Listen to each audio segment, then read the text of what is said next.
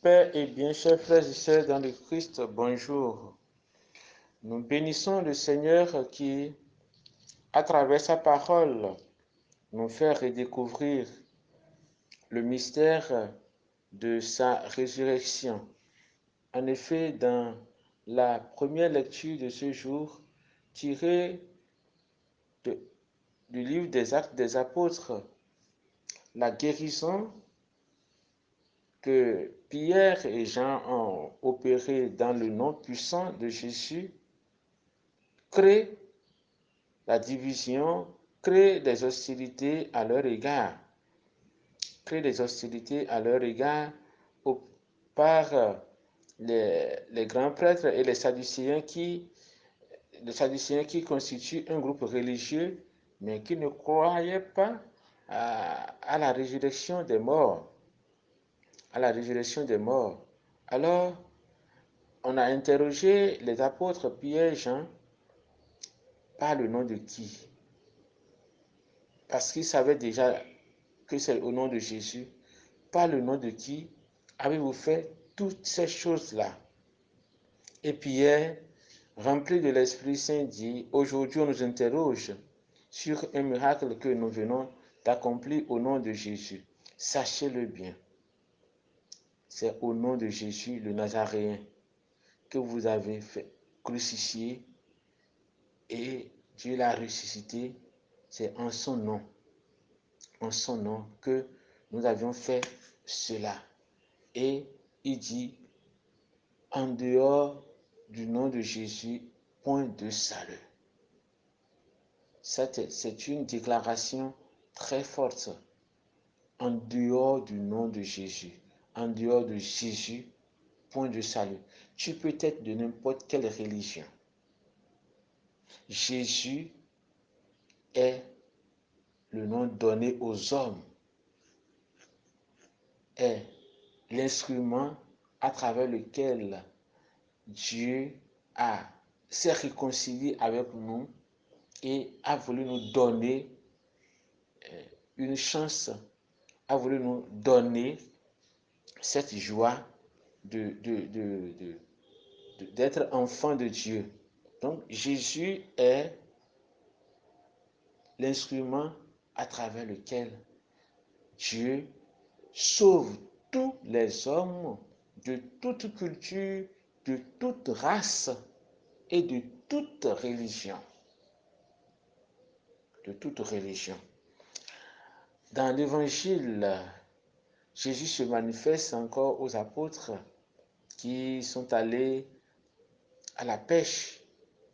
Et le disciple, qu'on dit, le disciple que Jésus aimait, lui, ce sont des signes qui orientent son discernement. Celui-ci qui accomplit telle chose ne peut être une autre personne que Jésus-Christ. Et là, c'est une belle profession de foi. Sans le Seigneur, nous ne pouvons rien faire. Ils ont passé toute la nuit sans rien prendre.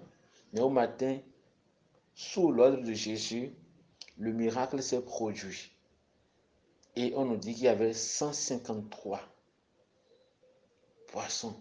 Les géologues, en étudiant ce test, disent que c'est le nombre d'espèces qui existaient en ce moment-là. C'est ça qui veut passer comme message. Alors, nous aussi aujourd'hui, le Christ vient à notre secours. Marchons sur ces indications.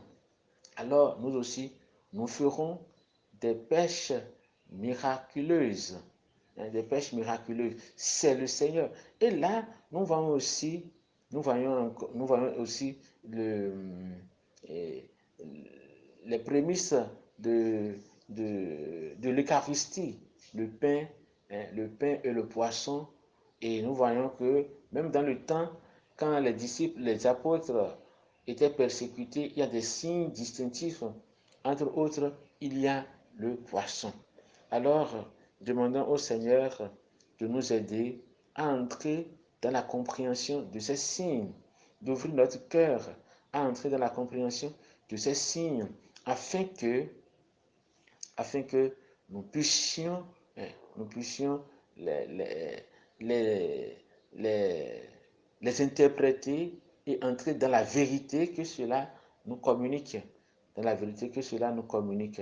Alors demandons au Seigneur, par l'intercession de Marie, de pouvoir être ouvert, hein, et même au-delà de tout ce que nous pourrions subir, hein, de menaces, que nous puissions avoir le courage que Pierre et Jean ont fait montre, hein, remplis de l'Esprit Saint. Il dit, c'est au nom de Jésus, la pierre qu'ont rejetée les bâtisseurs est devenue la pierre d'angle. Jésus est la pierre d'angle.